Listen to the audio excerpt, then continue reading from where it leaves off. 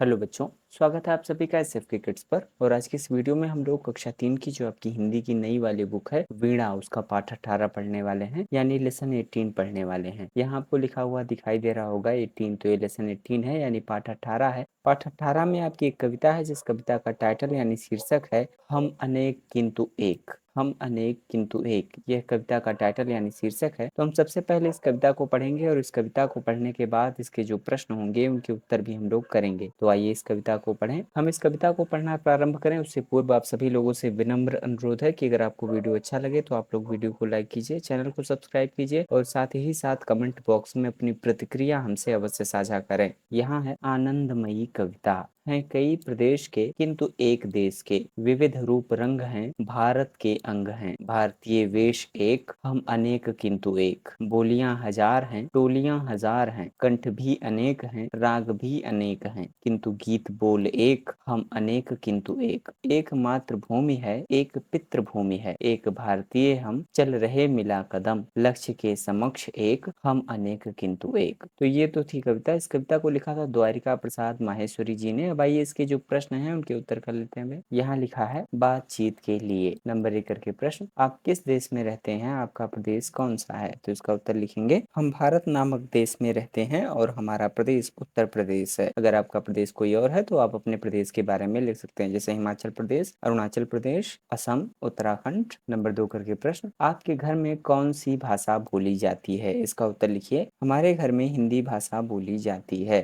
अगर आपके घर में कोई और भाषा बोली जाती है तो आप उसे भी लिख सकते हैं। नंबर 3 करके प्रश्न, आपके घर के आसपास के लोग कौन सी भाषा बोलते हैं? इसका उत्तर लिखिए हमारे घर के आसपास के लोग हिंदी भाषा बोलते हैं। अगर आपके घर के आसपास के लोग कोई दूसरी भाषा में व्यवहार करते हैं या बातचीत करते हैं तो आप उसे अपने हिसाब से लिख सकते हैं। नंबर 4 करके प्रश्न, सभी प्रदेश अलग हैं लेकिन सबका देश एक है, आपके मित्रों की टोली में कौन कौन है? इसका उत्तर आप स्वयं करें, सोचिए और लिखिए। नंबर 1 करके प्रश्न, हम अनेक हैं किंतु एक हैं, उदाहरण देकर इस बात को समझाइए। इसका उत्तर लिखिए हम अनेक हैं किंतु एक हैं, इसका अर्थ है हम कई प्रदेशों राज्यों में रहने के बावजूद भी एक हैं, जैसे बिहार, उत्तर प्रदेश आदि क्षेत्रों के लोग भारत के ही हैं। नंबर 2 करके प्रश्न, कविता में भारत के विविध रूप रंग के बारे में बताया गया है, विविध रूप रंग का क्या अर्थ है? इसका उत्तर लिखेंगे विविध रूप रंग का अर्थ है कि हमारे भारत में अनेक धर्मों को मानने वाले और अनेक संस्कृति रीति रिवाज को मानने वाले हैं। नंबर 3 करके प्रश्न, चल रहे मिला कदम, इस पंक्ति में किनके कदम मिलाकर चलने की बात कही गई है? तो इसका उत्तर लिखिए चल रहे मिला कदम पंक्ति में हिंदू, मुस्लिम, सिख, ईसाई सभी के कदम मिलाकर चलने को कहा गया है। शब्दों का खेल। नंबर 1 करके प्रश्न, कविता से समान ध्वनि वाले शब्द छांट कर लिखिए, जैसे प्रदेश। अब प्रदेश के समान ध्वनि वाला शब्द है देश। वेश, रंग,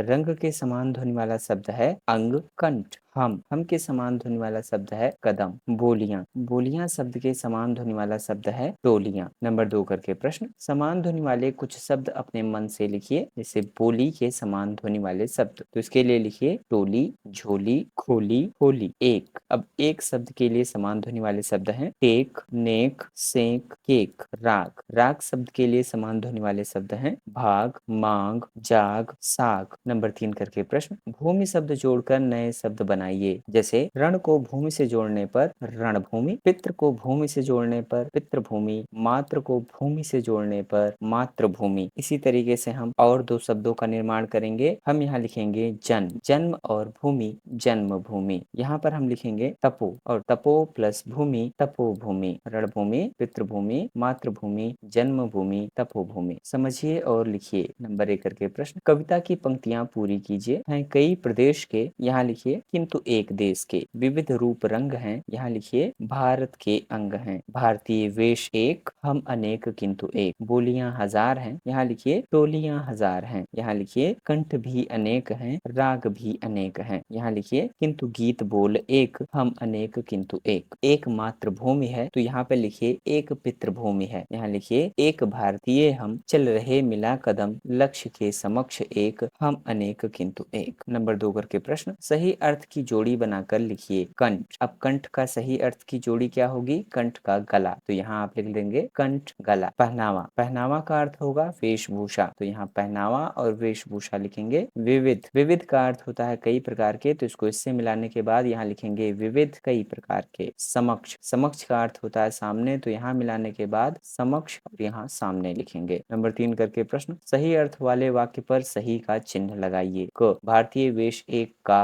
अर्थ है सभी भारतीयों का एक ही पहनावा है। भारत में अनेक प्रकार की वेशभूषा है लेकिन सभी भारतीय एक हैं, तो इसमें यहाँ पर हम सही का निशान लगा देंगे। ख करके प्रश्न, बोलियां हजार हैं में हजार का अर्थ है। बहुत सारी बोलियां हैं, हजार बोलियां हैं, तो इसमें यहाँ पर सही का चिन्ह लगा देंगे। पढ़िए और जानिए। मेरा नाम अथोईबी है, मैं मणिपुर में रहती हूँ, मुझे खाने में एरुम्बा बहुत पसंद है। मेरा नाम गुरप्रीत है, मैं अमृतसर का रहने वाला हूँ, मैं बोल नहीं सकता, मैं संकेत भाषा में बात करता हूँ। खाने में मुझे मक्के की रोटी और सरसों का साग पसंद है। मेरा नाम पूर्वा है, मैं महाराष्ट्र की रहने वाली हूँ, मैं मराठी भाषा बोलती हूँ। खाने में मुझे पूरण पोली पसंद है। मेरा नाम वेंकट है, मैं तमिलनाडु का रहने वाला हूँ, मैं तमिल भाषा बोलता हूँ। खाने में मुझे इडली सांभर पसंद है। नाम मेरा हंसा है, मैं गुजरात की रहने वाली हूँ, मुझे गरबा डांडिया नृत्य बहुत पसंद है। मुझे खाने में ढोकला खांडवी पसंद है। मैं यास्मीन हूँ, मैं लक्षद्वीप की रहने वाली हूँ, मुझे कदलक्का मिठाई बहुत पसंद है। चित्र आधारित प्रश्न, मणिपुर की अथोईबी को खाने में क्या पसंद है? तो इसका उत्तर लिखेंगे अथोईबी को खाने में ये रोम्बा पसंद है। महाराष्ट्र की पूर्वा कौन सी भाषा बोलती है? इसका उत्तर लिखिए महाराष्ट्र की पूर्वा मराठी बोलती है। तमिलनाडु के वेंकट को खाने में क्या पसंद है? तो इसका उत्तर लिखेंगे हम तमिलनाडु के वेंकट को खाने में इडली सांभर पसंद है। गुजरात की हंसा को कौन सा नृत्य पसंद है? तो इसका उत्तर लिखिए गुजरात की हंसा को गरबा डांडिया नृत्य पसंद है। पता कीजिए, आप अपने प्रदेश के आसपास के 3-4 प्रदेशों की भाषा, खान पान, वेशभूषा, तीज त्योहारों के बारे में पता कीजिए और साथियों के साथ चर्चा कीजिए। यानी आपके प्रदेश के आसपास 3-4 प्रदेशों की जो आपकी भाषा है, खान पान है, वहाँ का वेशभूषा यानी पहनावा जो है, जो जो त्योहार सेलिब्रेट किए जाते हैं, मनाए जाते हैं, उनके बारे में आप पता कीजिए और अपने साथियों यानी अपने फ्रेंड्स के साथ आप इस पर बातचीत कीजिए, चर्चा कीजिए। यह केवल पढ़ने के लिए पाठ दिया गया है। मिलकर गाइए। हिंद देश के निवासी, हिंद देश के निवासी सभी जन एक हैं, रंग रूप वेश भाषा चाहे अनेक हैं। बेला गुलाब जूही चंपा चमेली, प्यारे प्यारे फूल गुथे माला में एक हैं। कोयल की कूक प्यारी, पपीहे की टेर प्यारी, गा रही तराना बुलबुल राग मगर एक है। गंगा यमुना ब्रह्मपुत्र कृष्णा कावेरी, जाके मिली सागर में हुई सब एक हैं। तो इस तरह से हम लोगों ने कक्षा 3 की जो आपकी हिंदी की नई वाली बुक थी वीणा, उसका पाठ 18 पढ़ा। पाठ 18 में आपकी एक कविता थी जिस कविता का टाइटल यानी शीर्षक था हम अनेक किंतु एक। यह कविता का टाइटल यानी शीर्षक था। हमने इस कविता को पढ़ा और साथ ही साथ इस कविता के जो भी प्रश्न थे उनके उत्तर भी हम लोगों ने किए। अगर आपको वीडियो अच्छा लगा है तो आप लोग वीडियो को लाइक कीजिए, चैनल को सब्सक्राइब कीजिए और साथ ही साथ कमेंट बॉक्स में अपनी प्रतिक्रिया हमारे साथ अवश्य साझा करें। आप सभी लोगों का बहुत बहुत धन्यवाद एवं